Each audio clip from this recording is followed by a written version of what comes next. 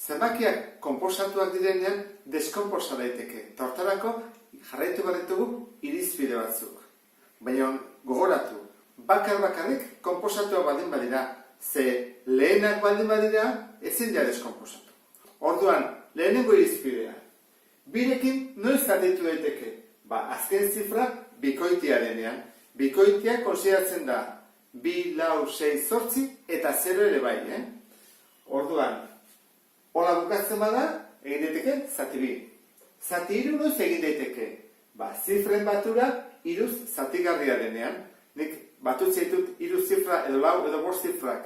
Eta 3-ren taula baldin bada, orduan zatitu daiteke. Adibidez, ni baldin badut 916, eta egiten dut. 4 gehi bat, 5, gehi 6, 11. 11 ez da 3-ren taulakoa. Horrak hau ez da 3-ren taulakoa. Eta beste hau, 4, 2 eta 3, 923, 4 gehi 2, 6, gehi 3, 9, hau bai da 3-ren taulakoa. Beste irizpide bat da, 5ekin zatitu daiteke edo ez. Orduan, azken zifrak 0 edo 5 baldin bada. Horrela bukatzen bada zenbakia. Eta gero dugu 11. Tartean 7 falta zaigu. Orduan, zergatik ez dago, irizpiderik ez dugulako. Egiten duguna da, edo kalkulagailu erabili, edo bestela zatiketa bat egin. Eta eatatzen den konbarik gabe. 11arekin bai, jakin dezakegu. Orduan, hemen egiten dut bezala. Guazen pentsatzea dugula, hau, 3.912. Orduan, nola jakin 11aren taulakoa dela edo ez? Posizio bikoitietan dauden zifrak batu, bikoitietan. Orduan, hau da, bakoitia, bikoitia, bakoitia, bikoitia. 3 gehi bat, 4. Posizio bakoitietan dauden zifrak batu, 2 eta 4. 6. Ordan,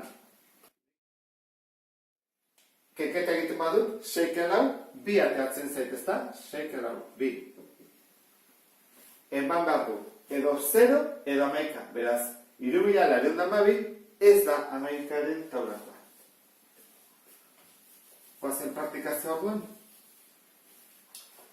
Hau zenbakia dira, 20, 315 eta 122. Eta ea, bikin zatitu etekeen, 3-kin, 5-ekin eta 11-ekin. Hau dira, ea, zatitu edezken edo ez. Orduan, 20, 2-ekin zatitu eteke? Bai, bikoitia delako. 315, 2-ekin zatitu eteke? Ez. Ez delako bikoitia. 122 zati 2, bai. Ikusten ez duen bezala, lehenengo irizpidea jarraitu du. Guan 3-garrena. 3-kin, zer gertzen da? 20 zati 2 egiteke? 2 gehi 0, 2, beraz ez da 3-kin zatitu. 3 gehi bat gehi 5. 3 gehi bat gehi 5 da 9, zatitu daiteke 3-kin. 1 gehi 3 gehi 2. 1 gehi 3 gehi 2. 6. 6 zatitu daiteke 3-kin. Horran, hau ere bada 3-ren taulakoa. Urrengoa, 5-ekin. 5-ekin zatitu daiteke, 0 bukatzen bada edo 5-ekin. 20, 0 bukatzen da. Zatitu daiteke. 315 ere bai, 5-ekin bukatzen delako. 122 ezin da 5-ekin zatitu, ez delako 0an edo 5-ean bukatzen. Eta hori 11-ekin. Egin behar duguna da, 2 ken 0, kaso honetan. 2 ken 0 ez du ematen 0 edo 11. 315, horren egin behar dugu. Batu behar ditugu 5 eta 3, 5 eta 3, 8, ken bat, 7 ezin da. Eman bat lako, 0 edo 11. Eta azkena, 122, batu behar dugu 2 eta bat, 2 eta bat, 3, ken behar dugu 3, 0 ematen du. Orduan, hau bada, 11 taulakoa. Hori ulertuta, ohartxo bat bakarra. Badaude beste zenbaki batzuk, hautatik aparte, konposatuak direnak, eta jakin dezakegunak zatigarria dian edo ez. Adibidez. 10. 10 da 2 bider 5. Orduan, 10-ekin zeintzu zatitu daitezke? Bikoitia dianak eta 5-en taulakoak. Hau da, 0 bukatzen dutenak. 6-koak. 6-en taulakoak zeintzu dira? izan behar du bikoitia eta hirukin zatitzen duena. Badago hartxo bat esateko baita ere, bederatzikin noiz zatitu daiteke. Zifren batura, behatziren taulakoa baldin bada. Adibidez, nik baldin badut zenbaki hau, zatitu daiteke behatzikin, zazpiron da maika. Bai, zergatik. Nik egiten badut, zazpi, gehi bat, da behatzi.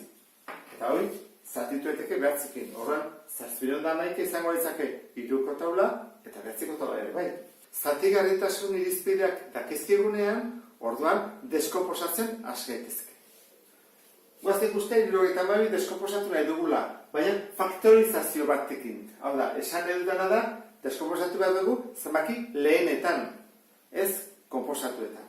Orduan, egiten da erantara, jartzen dugu hartxo bat, eta probatu behar dugu, 2kin, 3kin, 5kin, 11kin, 7kin, eta horrela. Eta azkenean bat emango digu. 72, guazte guztia. 2ekin zatitu daiteke, bai, bikoitea delako, orduan, 72 izateli, 36. Bikoitea da, bai, orduan berriro 2kin, 18. Bikoitea da, bai, 2kin, 9. Bikoitea da, ez, orduan, hurrengoarekin, 3kin.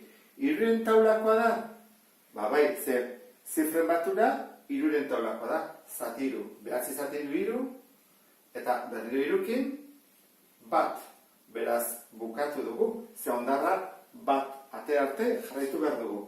Deskomposatu nola gehituko litzake?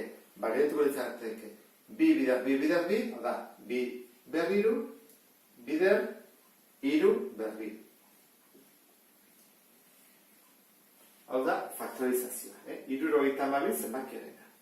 Beste honetan, 72 dugu, 2ekin probatu behar dugu lehenengo, bai, posible da, bikoitia delako, 0 bukatzen da, 125. Horrein, 2kin, ez dugu egin, bakoitia delako. 3kin, bat gehi 2, 3, gehi 5, 8, ez da 3ren taulakoa. Urrengoa, 5ekin, bai, 5ekin bukatzen delako. 125, zati 5, 25. Jarraitzen dugu, 5ekin egin daiteke? Bai, berriro, 5ekin. 5 atatzen da. Han berriro 5ekin. Bat atatzen da. Horla bukatzen da, egingo genuke orduan. Berrenda horretan zer da?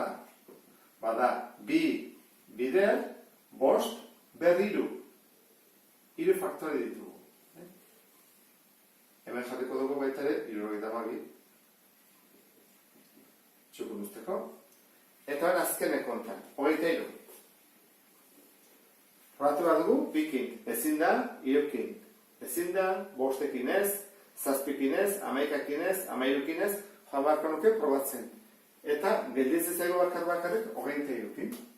Eta ematen du bat. Zer esan edo horrek, ezin dela deskomposatu, lehena da. Ordan, ezin da deskomposatu. Gelditzen da, ezin da. 23 da, ezin dugu deskomposatu. Orduan, errepaso guztionekin, has gaitezke, zatitzareko una handiena eta multiplo komun txikinarekin. Arte, agur.